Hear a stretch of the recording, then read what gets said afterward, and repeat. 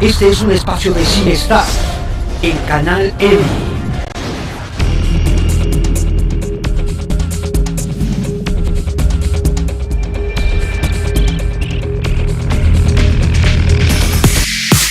Canales.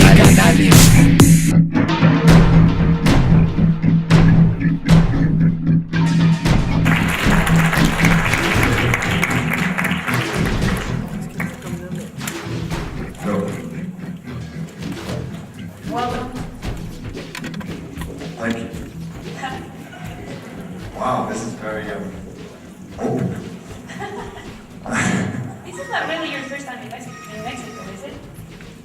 No, I've been to Mexico a few times, but it's my second time in Mexico City. How do you like it? I love it here. I was just here a couple months ago for the first time, and I was really blown away, just the energy of the city. And as I said to my friends, I kept running into people, just people that I met, and I thought, you know what, if I was living here, these would all be my best buddies, because they're just really down to earth, great sense of humor, very warm, and smart. And so, no, I've had a great time here. In fact, I'm supposed to, me and my trainer who's here, we're already working out a way to stay extra days after the press tour, because this is the last stop on the press tour. We're not leaving. That's awesome. We love having you here. Well, I would like to start by the very first question, to shoot the first question, which is, what actually got your attention from this story, from this script, Olympus Has Fallen? What got my attention Yes. in the movie? Yeah, about the script and the character.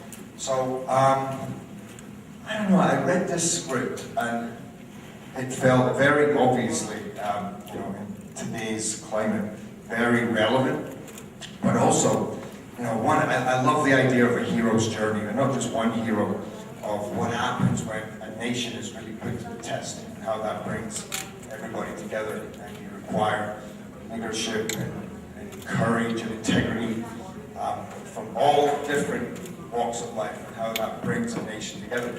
But when I started reading the script, I loved my character, but then suddenly this C-130 cargo plane flies over Washington, and this attack starts, and I thought, wow, what have we got ourselves into here? It was just very ballsy and audacious and brave. And I thought, if we can take that and really ground that and make that attack so real and very plausible and as terrifying as it would be, and then move on from that and go into a situation where we create very human characters in the crisis room, the president who you know and understand, in the bunker with hostages being executed around them, and my character in the White House, and understanding protocol and all of these things, really climbing into the humanity of the characters.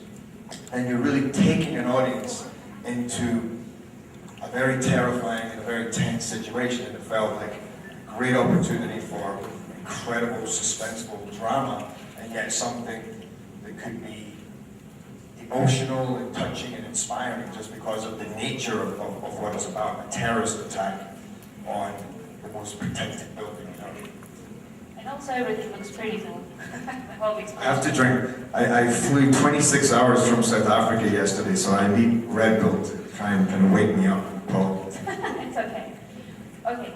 Vámonos con la primera pregunta. Es de central.com, Daniela Suárez.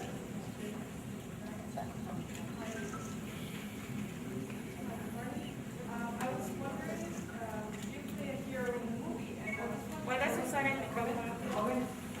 ¿Les abren el micrófono? No se escucha. I can hear you. Yep, is it good? Yeah. So you play a hero in a movie, and I was wondering, what is a hero to you? What does a hero mean to you? And if you have any real heroes in your real life? I play a hero in the movie. I played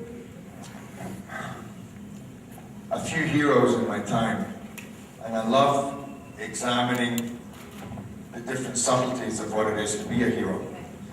There's a hero who doesn't necessarily believe that he has what it takes to do the job, but he does it anyway. It's like that Rocky moment, when he really doesn't think he can win the fight, he's terrified, and yet he goes and takes on the fight anyway. Then there's also the hero who is so how would you say, just so focused and has such belief in what he stands for and what he's willing to do.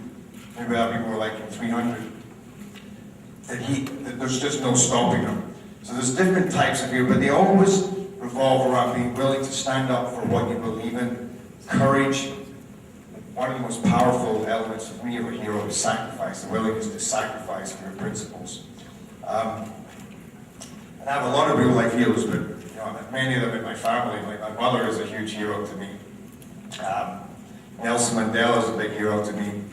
And and a lot of the characters that I've played, by the way, I've been lucky enough to play very heroic characters who, what happened was in the course of studying them, pardon me,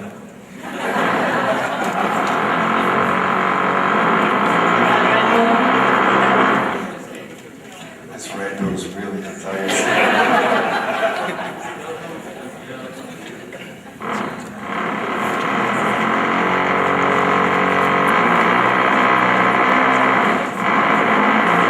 Smart management of the hotel spot,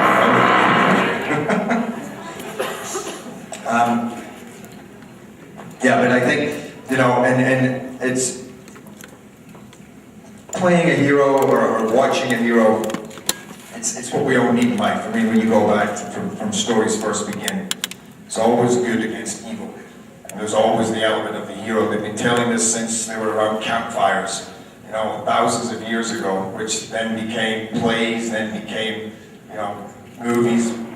And it's just it's what we need in life, I think. We need those heroes, whether in real life or whether fictional, to inspire us. And I think that's what this movie really gives us, is you go through this and you really climb into the minds and hearts of the Morgan Freeman, the Angela Bassett's, the people in the crisis room, the president, the people around him, and my character.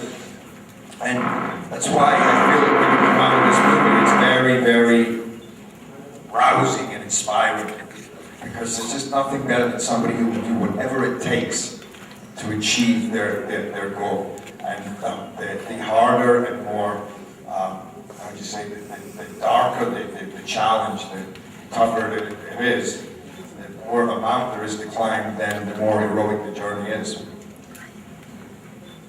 Muy bien, la siguiente pregunta es de Susana Millar de Tutcam.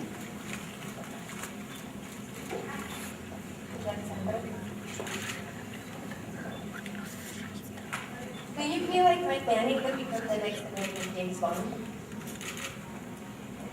Do you think that Titanic could become the next American James Bond?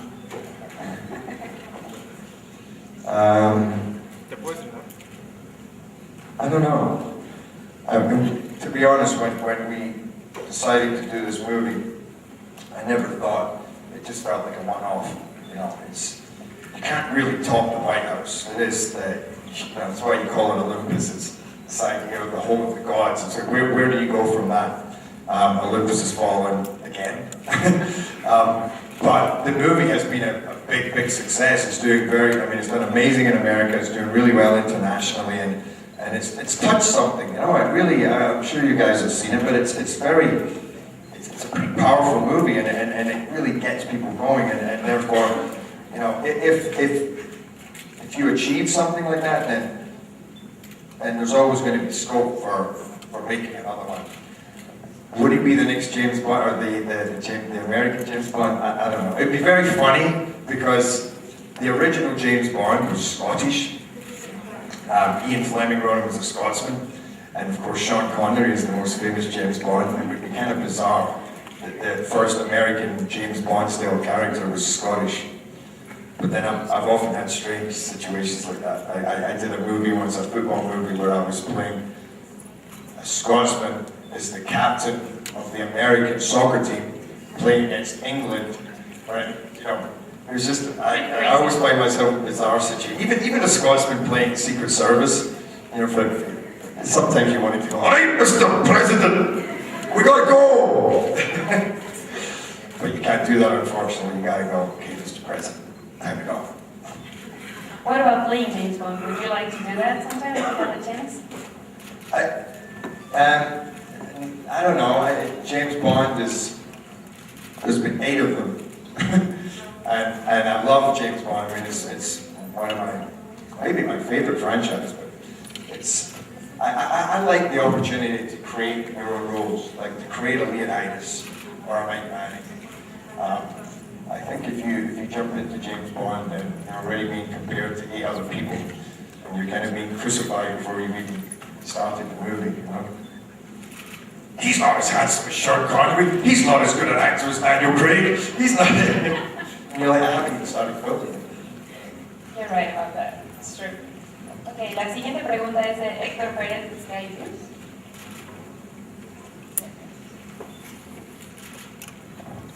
Hi. Well, did you get any training for the Secret Service or anyone related to that? Any character? What? Do you get any training? Do you get any training for this movie? No, I'm just good at kicking ass. I'm from Scotland. We love to kick ass. No, I did a lot of training. I've done a few action movies in my time, so I've trained with a lot of the top stuntmen in the world, a lot of the top martial artists. So you learn a way of moving, and it's just like the question about the hero part. It's how do you adapt it for each movie in a way that can say something about the character? And it felt that we have some pretty amazing fight sequences in this movie, and I didn't want the stuntmen to do it because it was as much.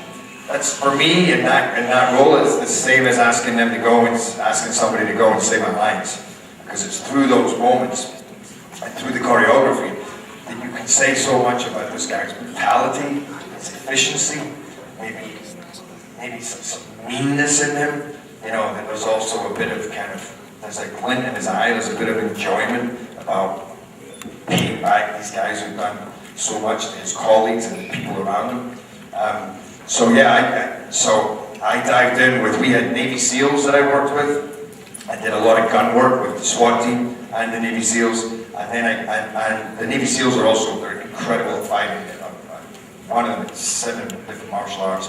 But we also had 60 Korean stuntmen who were all martial artists. And even though in the movie they look like real bad guys, they are amazing. The coolest guys, they work so hard. And so I worked with a bunch of them who were always choreographing fights and always making the moves, just making them mean and bad and tough. So you get the moves, and then you get the brutality of it. And then I love to find other ways to just make it, like, make a kill, like, oh my God, oh shit. I love that. I'm sick. Este es un espacio de cinestar en Canal N.